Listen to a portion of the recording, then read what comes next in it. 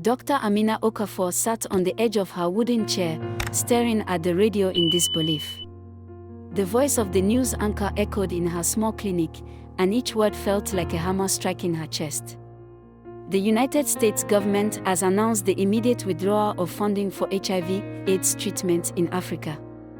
Without this aid, millions of people who rely on antiretroviral drugs may soon find themselves without access to life-saving medication.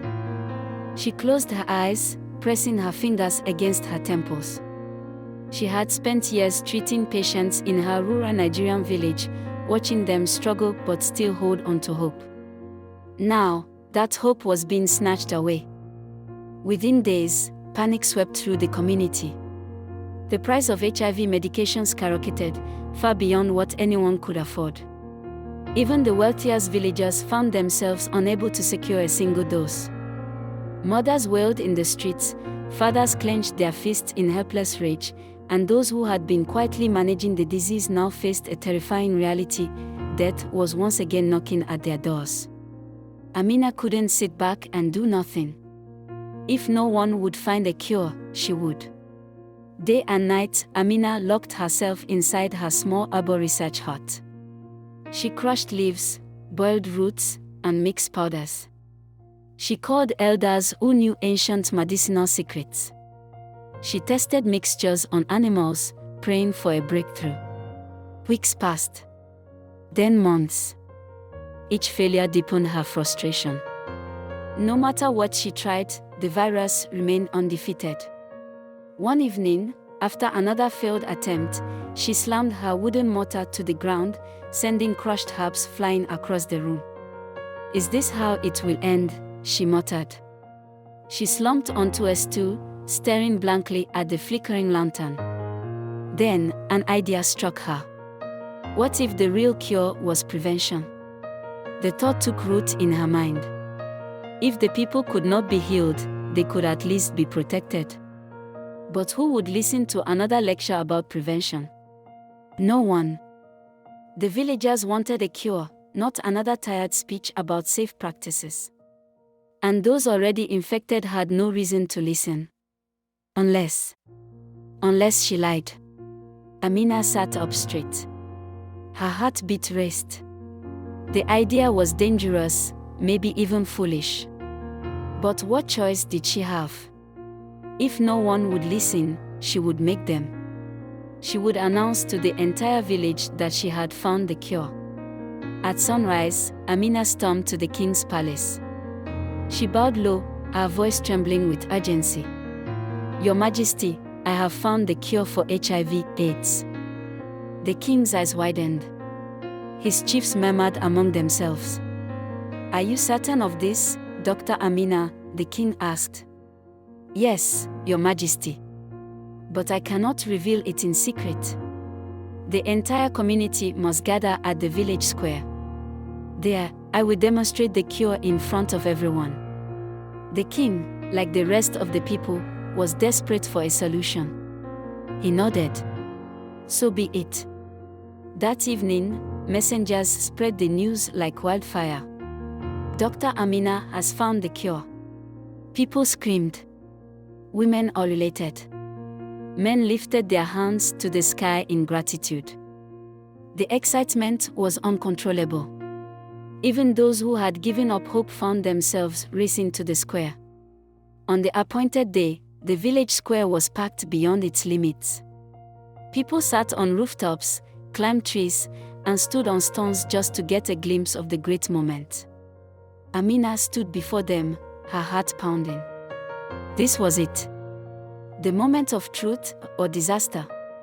She raised her hands, and silence fell.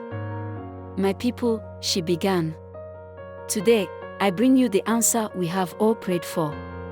Today, I reveal the cure for HIV/AIDS." The crowd erupted in cheers. Drums pounded. Some people knelt, crying tears of joy. She waited for the noise to settle, then continued. "Before I reveal the cure, you must first understand how the disease spreads. You must know what brings it to our bodies and how we can protect ourselves from it." The crowd, impatient but desperate for knowledge, listened intently. She went on. She spoke about safe practices, about abstinence, about the dangers of unprotected encounters. She emphasized the importance of testing, of staying faithful, of using clean needles. It was the most important speech of her life. As she concluded, an eager voice from the crowd interrupted. Enough talk. Where is the cure? Yes, another man shouted. Cure someone now. Amina took a deep breath. The moment had come. She raised her hands and declared, the cure is prevention. The silence that followed was deadly. Then, someone snorted. A young man in the crowd scratched his head and said, wait. What? Another man's face twisted in anger. Are you saying there is no real cure? Amina swallowed hard. My people, the only way to defeat this disease is to stop it from spreading. Prevention is she didn't get to finish. An angry youth picked up a stone. She lied to us, he screamed. That was all it took. The crowd erupted. Women grabbed their slippers and flung them at her. Children threw sticks. A group of enraged men charged. Amina ran for her life. She darted through the market, knocking over baskets of tomatoes. Chickens scattered. A pot of boiling soup tipped over, spilling onto the ground. Catch her, someone screamed. She dashed past a group of elders playing drafts. One old man, confused by the commotion, tripped and landed face first in his bowl of palm wine. Amina didn't stop. She sprinted through the narrow alleys, her breath ragged, her heart hammering in her chest. But she was not fast enough. Near the great baobab tree, a group of young men grabbed her by the arms and dragged her back to the king's palace. Amina knelt before the king, panting, her dress covered in dust and bits of thrown vegetables. The king's expression was unreadable. Dr. Amina, he said finally, you have caused great unrest in my kingdom. Why did you deceive my people? Amina's voice broke as she spoke. Your Majesty, I was desperate. I spent months searching for a cure, but I failed.